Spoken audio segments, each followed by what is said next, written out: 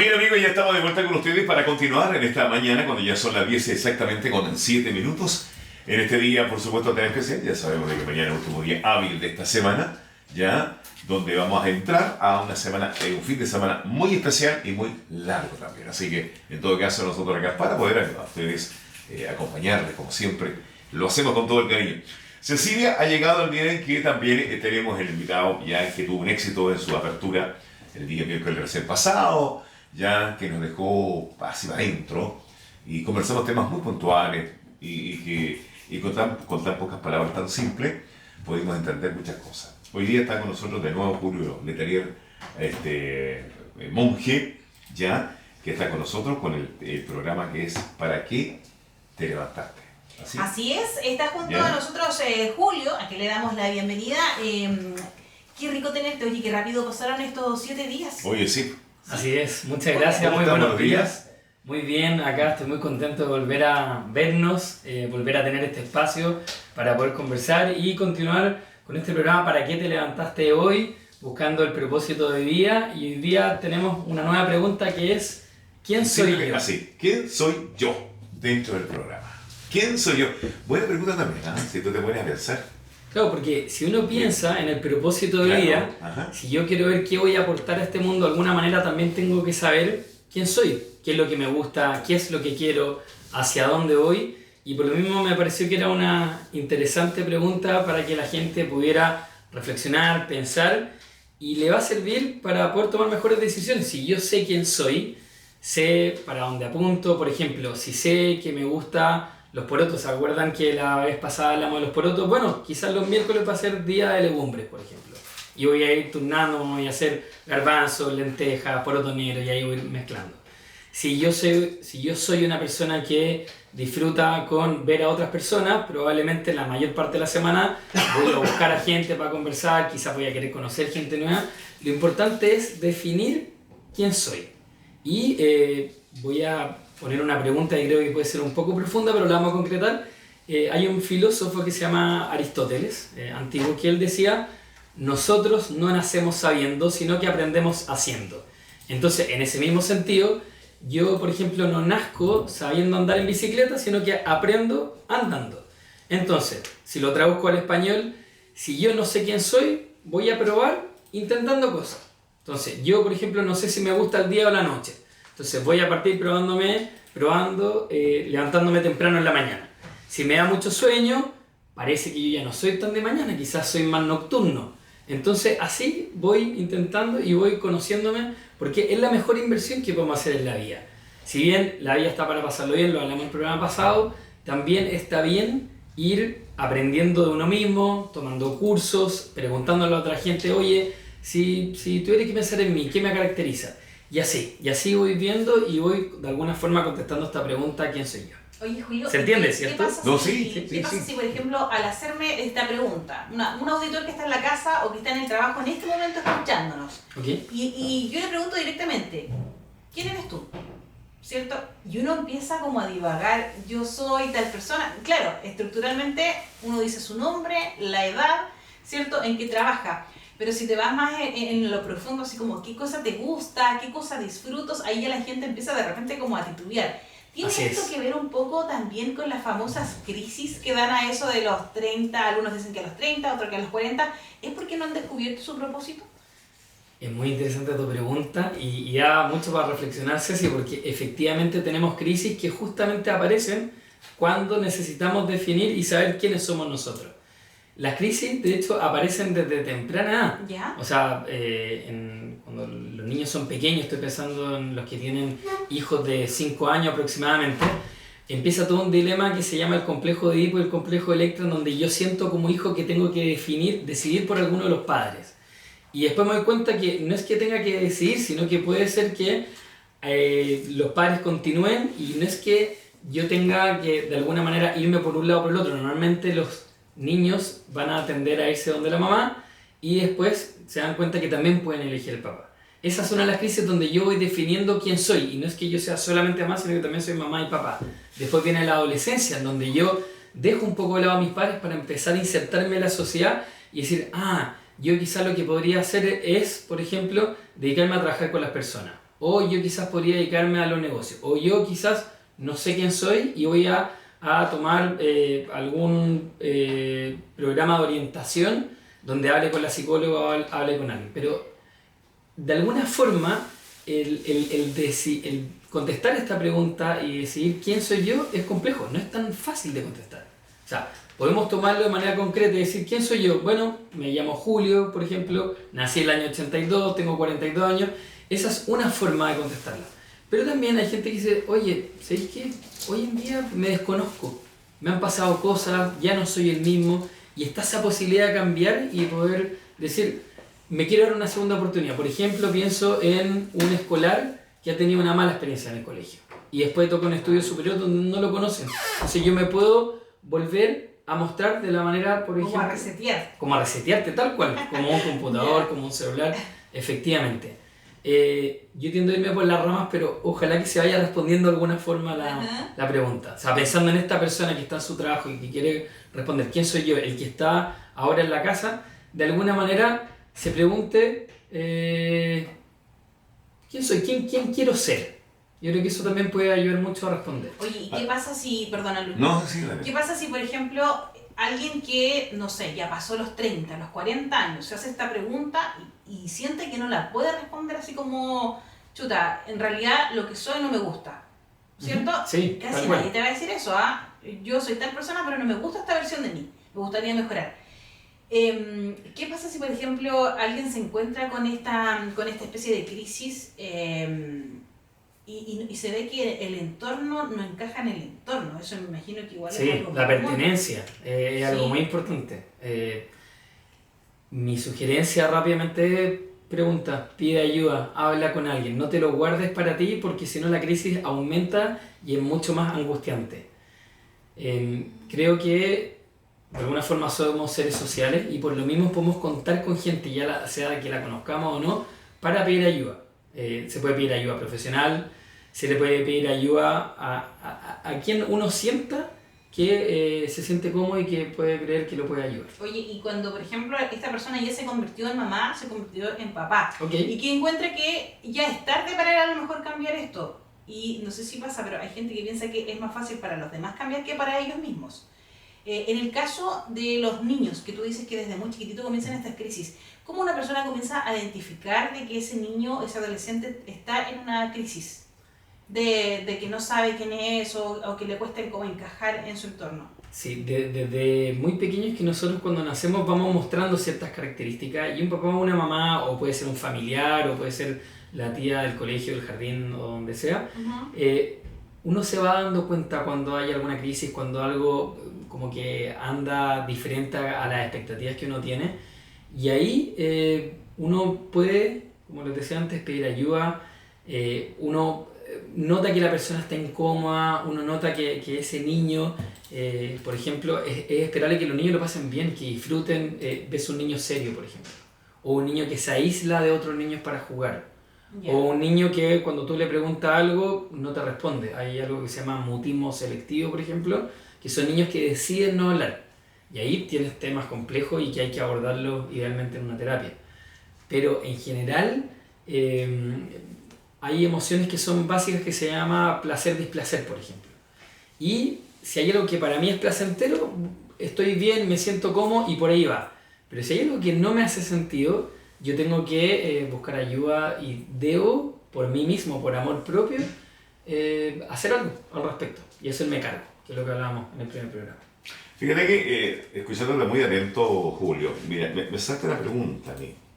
Y a ver, dímele. la misma línea que más o menos que lo que hablaba te preguntaba a Cecilia. Mira, hay gente que dice, de pronto dice, le dice a la mamá, oye, tú no has madurado. Tenís 20 años, todavía no maduras. Tenís 30 años, todavía no maduras. Piensan como niños. ¿Cuándo vas a madurar? Pasa por ahí el tema también de quién soy yo, porque no encuentro en mí algo que me diga, vaya, ¿qué me está pasando? Que me dicen esto, o sea, tengo 40 años y todavía pienso como niño, no he madurado porque soy desordenado, no coordino bien mi vida. Pasa también por eso, porque no estoy seguro de que soy hoy día yo. Sí. No tengo una línea clara con mis actos, digamos, como persona. Lo que pasa es que de alguna forma como seres humanos tenemos expectativas y tenemos expectativas de que a los 20 años uno haya madurado, a los 30 con mayor razón. Sin embargo, cada uno trae su propia historia. Quizás algunos de los que nos están escuchando conocen a Pedro Engel, que es una persona del tarot, muy del tarot, tal cual, y de los sueños, de la interpretación de sueños. Bueno, con él yo estudié ancestrología el año 2017. ¿Ya?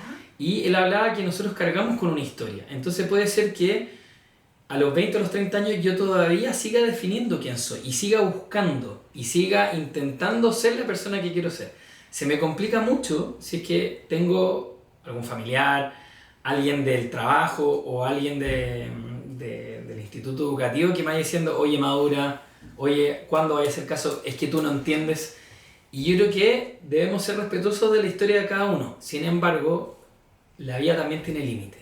Y es esperable que a los 20 años yo, de alguna forma, sea capaz de hacerme cargo de algunas cosas. Se espera que a los 30 años, con mayor razón, y así sucesivamente. Pero efectivamente tenemos algunos casos, Luis, que nos llaman la atención porque esperaríamos que fueran maduros y no lo son. O no lo están. Entonces, por un lado, a tener, como les decía, respeto y paciencia con los procesos de cada cual, pero también invito a esa gente que quizás no sabe quién es a buscar en su historia familiar, si esto no se trata de inventar la rueda de nuevo, sino que, chuta, a ver cómo era mi papá o mi mamá en ese tiempo. ¿Les pasaba que también eran inmaduros? ¿Les pasaba que también les costaba? Y a lo que veo es que uno puede agarrar distintas fuentes de información. Por ejemplo, para la gente que es más conservadora y que necesita el hecho, se va a ir a la clínica. A la clínica me refiero al hospital, al centro donde yo nací, y que te va a decir a qué hora nací, cuánto pesé, cuánto medí, qué tipo de sangre, etc. Va a haber otra gente que quizás es más alternativa, más esotérica, y va a buscar sacarse la carta astral, escuchar el horóscopo diario que escuchamos en la radio todos los días. Quizás va a probar con los registros akáshicos, que es como la biblioteca del alma, en donde uno va a hablar con sus ángeles. Y que se ha hecho muy popular ahora último. Eso, entonces hay distintas fuentes. Hay también otra forma de ver cómo soy yo y cómo me estoy formando, que puede ser algún test universitario o algún test de vocación, en el caso de alguien que está en el colegio.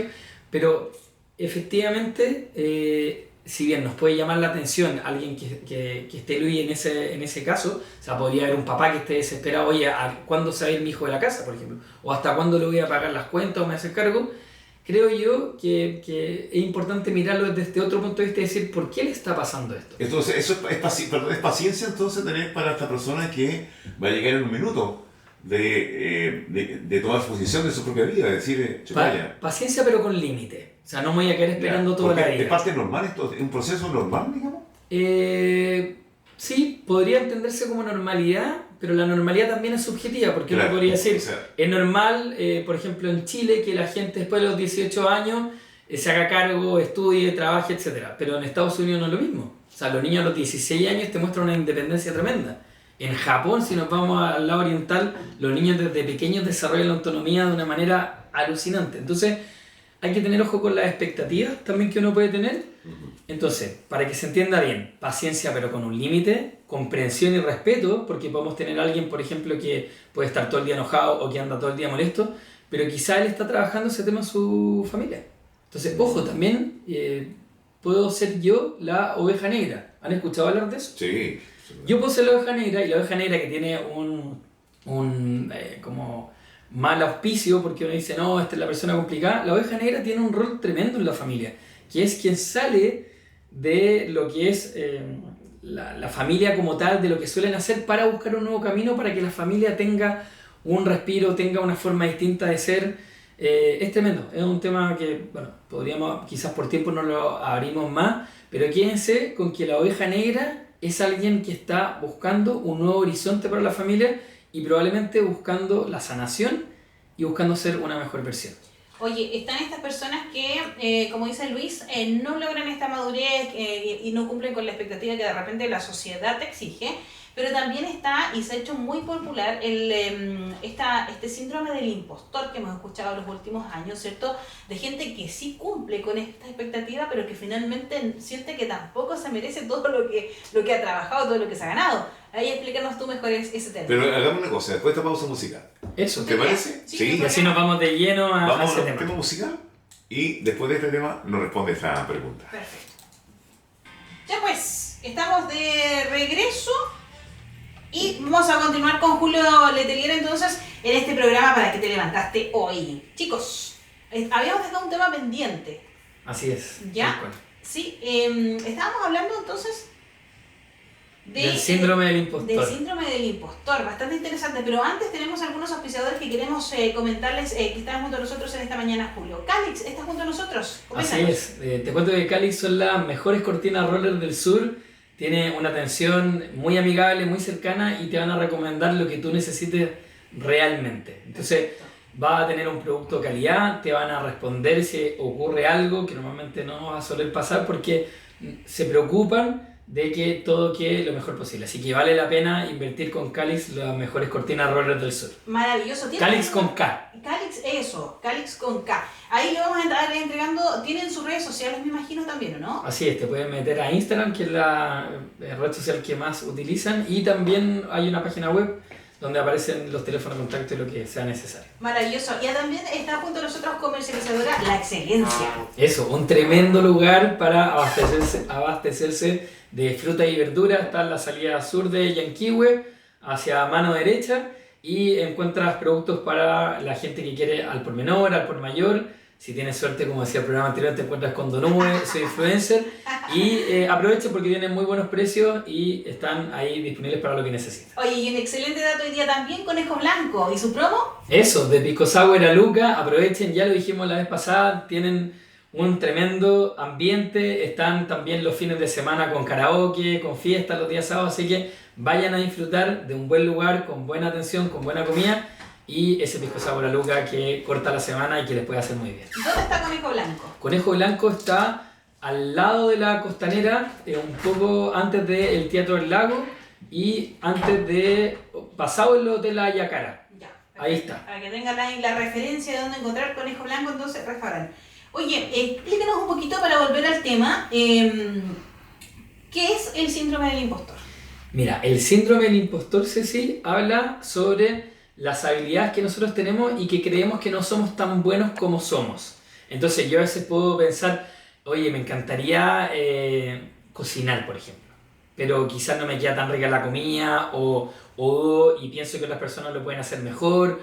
O, por ejemplo, me encantaría dedicarme al tema de los autos. Por ejemplo, me encanta la mecánica, pensando, por ejemplo, en los niños del ICHAF, en el área técnica, pero quizás no me va a dar o no soy tan bueno, no conozco tanto auto y mejor me voy a poner a estudiar para después ejercer y irme por el lado más tradicional. Yeah. El síndrome del impostor es algo que le pasa a mucha gente y es importante por lo mismo definir cuáles son mis intereses y mis habilidades.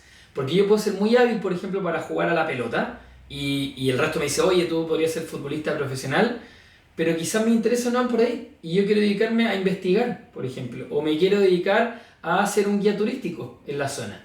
Entonces, todos los que sientan que tienen el síndrome del impostor, créanse el cuento, arriésguense a vivir y en el peor de los casos no resulta o pareciera que no eran tan buenos, pero insisto, una cosa es tener la habilidad para algo y otra cosa es el interés. Por eso es importante definir quién soy yo y lo alineo justamente a la pregunta, o sea, ¿para qué me levanto hoy? Me levanto para ver quién soy yo, para ver qué me gusta, qué me interesa y así seguir adelante. Perfecto. Oye, y esto tiene que ver un poquito de la mano también con el miedo al fracaso que puede tener la persona, ¿no? O sea, tú ves las generaciones de hoy en día, Ceci, y que tienen de todo, o sea, la inteligencia artificial, tienen un montón de cosas materiales y tú los ves súper perdidos. No saben quién son, no saben para dónde van. Entonces, invitar a que realmente se tomen esto en serio, se hagan cargo y vayan a ver quiénes son. Oye, y en este sentido, la responsabilidad de nosotros como papás, porque claro, coincide un poco con que en estas nuevas generaciones, por más que tienen, de repente no lo valoran tanto. Sí, o utilizan muy poco las herramientas que tienen. ¿Cómo podemos impulsar un poquito más esto? ¿O tiene más que ver más con el tema de educación, por ejemplo? No sé. ¿Cómo se puede complementar? Lo que se me ocurre para aquellos que tengan niños más pequeños, estar atento a los intereses y tratar de potenciar en la medida de lo posible, porque a veces, por ejemplo, puede haber alguien que dice, oye, quiero ser, me gusta la música, entonces me voy a meter en el taller de violín. Y vamos los papás invirtiendo en un violín, vamos invirtiendo también en llegar a los talleres. No, ahora ya no me gusta el violín, ahora quiero jugar taca-taca. Oye, me acordé de un ejemplo súper cercano. El tema, por ejemplo, de que todos los niños hoy día quieren ser youtubers. Eso, por ejemplo. No sé si les ha pasado, me sumo a ese ejemplo. Claro, y empezamos a comprar computadores, empezamos a comprar sillas gamer y cosas, y ahí están, pues. Claro. ¿Cómo empezamos a controlar también eso? Justo lo que hablamos con Luis antes también con respecto a los límites y la paciencia. O sea, en la medida de lo posible, porque acá tampoco se trata de andar pidiendo crédito y deslomarse en los trabajos para poder tener los recursos, sino que en la medida de lo posible, y ojalá puedan arriesgarse e intentar los intereses de sus hijos, porque ya en la adolescencia es más fácil, ya los adolescentes, los jóvenes tienen un poco más claro qué es lo que les gusta, para dónde van. Pero yo invitaría a estar atento a los intereses de nuestro hijo y en la medida de lo posible buscar apoyarlo. Ya sea, o sea, hay programas, por ejemplo, de la municipalidad que uno puede tomar que pueden tener un costo muchísimo menor. Ya hay otras alternativas más que son privadas que pueden tener un costo más alto, pero también el impacto que tenga en el niño puede ser mucho mayor. Oye, ¿cómo, para ir ya finalizando, cómo yo identifico que puedo tener este síndrome del impostor? ¿Algunos tips? Sí, hay un concepto que en psicología ocupamos que son las creencias limitantes o creencias disfuncionales. Entonces, si yo tiendo a ser una persona más catastrófica o más pesimista, no, es que no creo que me resulte, no, es que no creo que voy a ser capaz, probablemente nunca voy a llegar a sentirme realizado y por ende voy a sentir este síndrome del impostor con mayor fuerza. En cambio, si yo me atrevo, me arriesgo y estoy dispuesto a cometer errores y lo entiendo como parte del proceso, me atrevería a decirte y a asegurarte que te va a ir bien. ¿Y por qué te va a ir bien? Porque vas a tener información.